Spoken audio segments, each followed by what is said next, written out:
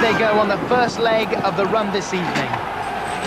Now, once down at the Warwick Road end, they wheel everything around and everything goes over the home walls. That's men, guns, limbers. Neck and neck at this stage. Now, in the centre, the sheer legs are set up with 28 feet spars to help carry the first 2 men of each crew across the yawning gap of the chasm. 28 foot wide. They're followed by the 10-foot spars. You now see slotted securely into the ramps on what is known as the enemy side of the chasm. Up go the wires, on the wires the travellers, and on the travellers the men with the wheels. Each wheel weighs 120 pounds. And as you can see, Portsmouth just in the lead. Here come the gun carriages. Next, the great weight of the gun barrel. Now, the barrel's weight is in excess of 800 weight each. But you wouldn't think of it to look at these guys. The last piece of equipment to go across the chasm is the gun limber, and like everything else, the gun limbers weigh 345 pounds. They're manhandled across the arena. Portsmouth definitely in the lead here, through the holes in the enemy walls, and when everything is safely through and in position, each of the guns has to fire 3 rounds. So after 10 years in the wilderness, are Portsmouth on their way to an overall win, we wonder?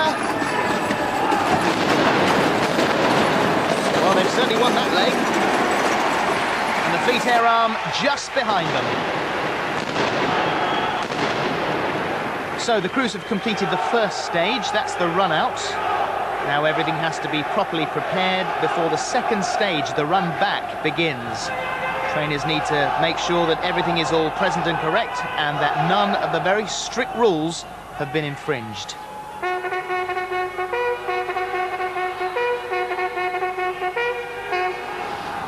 On to the second stage. Everything now goes over the enemy walls. And already the first 2 men of each crew have crossed the chasm.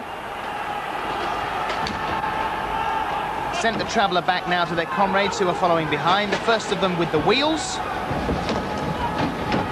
Then the gun limbers. They make it look so easy. Now the first piece of the gun to go across, the great weight of those gun barrels, remember, 900 pounds apiece. They've got to hang between the sheet leg to await the arrival of the gun carriage. When the carriage arrives, the wheels are slipped onto the axles, the barrels lowered onto the gun and then taken away to a new firing position. The last men over are the Flying Angels, and they bring the 10-foot spars with them. And then it's a race for the line. Portsmouth definitely on form this tournament. That's another leg to them. And there's the Fleet Air Arm. And they're 3 rounds. Part 2 over. Strain is starting to show. It's all up to the Fleet Air Arm to pull it back. But it is not going to be easy. Another pause whilst the course is checked and any penalties incurred are calculated. Look at those faces. To these men, this race is everything, and it's the final push. They take their guns and limbers through the holes in the home walls, and when everything is through, they hook up the gun to the limber and pull its massive weight home. Flat out for the finishing line. And it's Portsmouth. That's it. End of the race. There is little doubt as to who finished first, but don't forget that there could be penalty seconds added, which might swing the balance either way. I am exhausted just looking at this. I'll hand over to Basil in the arena for the official results as I get my breath back.